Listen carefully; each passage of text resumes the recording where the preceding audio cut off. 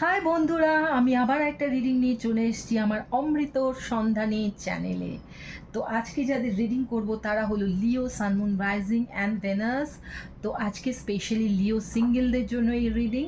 তো লিও যারা সিঙ্গেল রয়েছে তাদের লাভ রিলেশনশিপে কি ব্লকেজ আছে সেটাই জানার জন্য আজকের রিডিংটা। তো চলো দেরি না করে দেখা যাক তোমাদের লাভ লাইফে কি ব্লকেজ আসে যেটার জন্য তুমি এখনো সিঙ্গেল।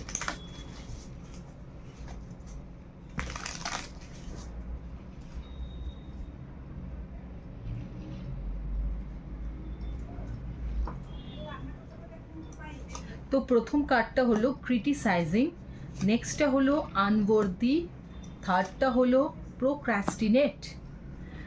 তো লিও বন্ধুরা, আমি দেখতে পাচ্ছি অক্টোবর 2025-এ তোমার লাভ লাইফের মেইন যে তিনটি ব্লকেজের কারণ হলো তুমি তোমার পার্টনারকে, সে মেল হোক কি ফিমেল হোক, নারী হোক কি পুরুষ হোক, ভীষণভাবে ক্রিটিসাইজ করো এবং এইটাই তোমার পার্টনারদের কিন্তু তোমার প্রতি একটা না ভালো লাগার কারণ, বিশেষ কারণ। তাহলে বন্ধুরা, তোমাদের কি করতে হবে? তোমার পার্টনারের যে ভালো গুণগুলো আছে সেগুলোকে প্রায়োরিটাইজ করতে হবে, সেগুলোকে তুলে ধরতে হবে, বারবার সেগুলোর ওপর নজর দিতে হবে।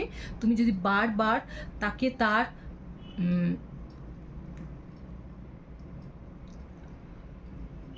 দোষগুলো তার চোখের সামনে তুলে ধরো, হয়তো তুমি ঠিক, কিন্তু সেই দোষ ধরাটা সবসময় তার পছন্দ হচ্ছে না বা হবেও না। সুতরাং এটা মাথায় রাখবে, যদি আমার রিডিংয়ের সঙ্গে তোমাদের মেলে, যদি তোমরা সত্যি তোমাদের পার্টনারকে ক্রিটিসাইজ করো, দোষ ধরো, তাহলে একটু সেই বিষয়টার দিকে নজর দাও। নেক্সট আমরা দেখতে পাচ্ছি যে তোমার নিজের মনের মধ্যে একটা ডাউট আছে যে তুমি বুঝি যোগ্য নও, প্রেমের যোগ্য নও,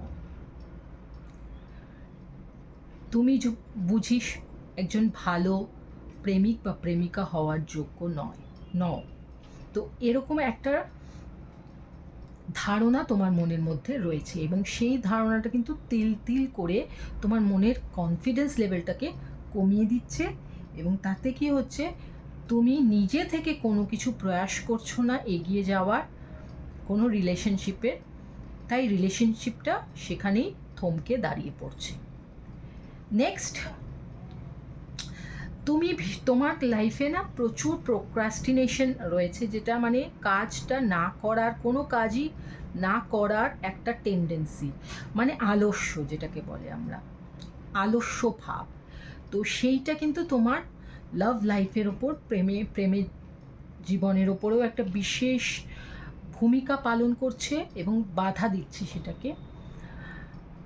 যেহেতু তোমার কোনো কাজ করতেই সেই উদ্যমটা তুমি পাচ্ছ না, এনকারেজমেন্টটা তুমি পাচ্ছ না, তুমি কিন্তু সব কাজেই দেরি করে ফেলছো এবং এই টাইম ম্যানেজমেন্টটা উল্টোপাল্টা হয়ে যাওয়ার দরুন তুমি কিন্তু তোমার প্রেমিক বা প্রেমিকাকে সময় দিতে পারছো না, তারা যেটা চাইছে সেটা করে উঠতে পারছো না বা তাদের মতো হয়ে উঠতে পারছো না।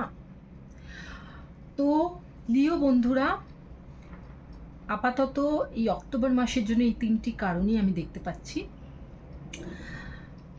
এরকম ছোট্ট ছোট্ট রিডিংয়ের জন্য তোমরা আমার চ্যানেলটা অবশ্যই সাবস্ক্রাইব করে রাখবে, বেল বাটনটা অন করে রাখবে। আই হোপ আমার এই ছোট্ট রিডিংটা তোমাদের ভালো লাগবে। প্লিজ লাইক করো, কমেন্ট করো আর আমার নেক্সট রিডিংটার জন্য ওয়েট করো। ততক্ষণ সুস্থ থাকো, ভালো থাকো, টাটা, বাই বাই।